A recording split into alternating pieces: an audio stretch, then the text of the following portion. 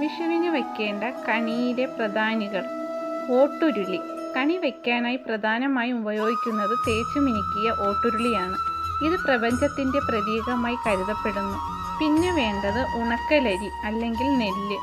ഉരുളിയിൽ ആദ്യം നിറയ്ക്കുന്നത് ഉണക്കലരിയോ നെല്ലോ ആണ്. ഇത് നമ്മുടെ വരും വർഷത്തെ ഭക്ഷണ സമൃദ്ധിയെയും കാർഷിക സംസ്കാരത്തെയും സൂചിപ്പിക്കുന്നു.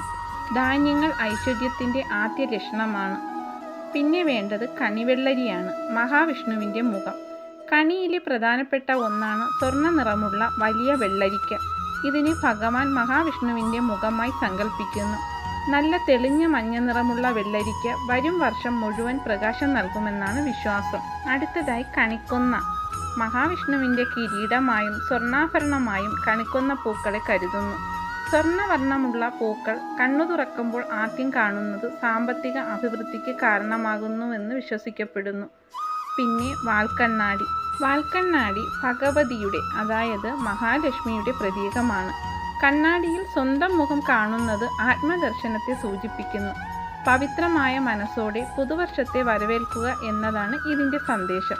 പിന്നെ വേണ്ടത് ഗ്രന്ഥം. സാധാരണയായി രാമായണമോ ഭഗവത്ഗീതയോ ആണ് വയ്ക്കാറുള്ളത്. ഇത് അറിവിനെ സൂചിപ്പിക്കുന്നു. ജീവിതത്തിൽ അറിവിനും വിവേകത്തിനും പ്രാധാന്യമുണ്ടെന്ന് ഇത് ഓർമ്മിപ്പിക്കുന്നു. പിന്നെ കോടിമുണ്ട്, സ്വർണം. പുതിയ കസവുമുണ്ട്, സ്വർണ്ണാഭരണങ്ങൾ, നാണയങ്ങൾ എന്നിവ ഉരുളിയിൽ വയ്ക്കുന്നു. ഇത് ജീവിതത്തിലെ പുരോഗതിയെയും സാമ്പത്തിക ഭദ്രതയെയും ലക്ഷ്യമിട്ടുള്ളതാണ്. അടുത്തതായി ഫലവർഗ്ഗങ്ങൾ. മാമ്പഴം, ചക്ക, നാളികേരം, വാഴപ്പഴം തുടങ്ങിയ പ്രകൃതി നമുക്ക് നൽകുന്ന ആഹാരത്തിൻ്റെ പ്രതീകമാണ്. ഇവ ഉരുളിക്ക് ചുറ്റുമായി ഭംഗിയായി ഒരുക്കി വയ്ക്കുന്നു. അവസാനമായി നിലവിളക്ക്. അന്ധകാരത്തെ അകറ്റാൻ 5 തിരിയിട്ട നിലവിളക്ക് തെളിയിക്കുന്നു. അന്ധകാരത്തെ നീക്കി ജീവിതത്തിലേക്ക് വെളിച്ചം കൊണ്ടുവരുന്നതാണ് നിലവിളക്ക്. കണി കാണുന്ന വ്യക്തി ആദ്യം ദർശിക്കുന്നത് ഈ ദീപനാളം ആയിരിക്കണം. കണി ഒരുക്കുന്ന രീതി. ഒരു പീഠത്തിന്മേൽ ശ്രീകൃഷ്ണ വിഗ്രഹമോ ചിത്രമോ വെച്ച് അതിനു മുന്നിലായി ഓട്ടുരുളിയിൽ മേൽപ്പറഞ്ഞ സാധനങ്ങൾ ക്രമമായി വയ്ക്കുന്നു.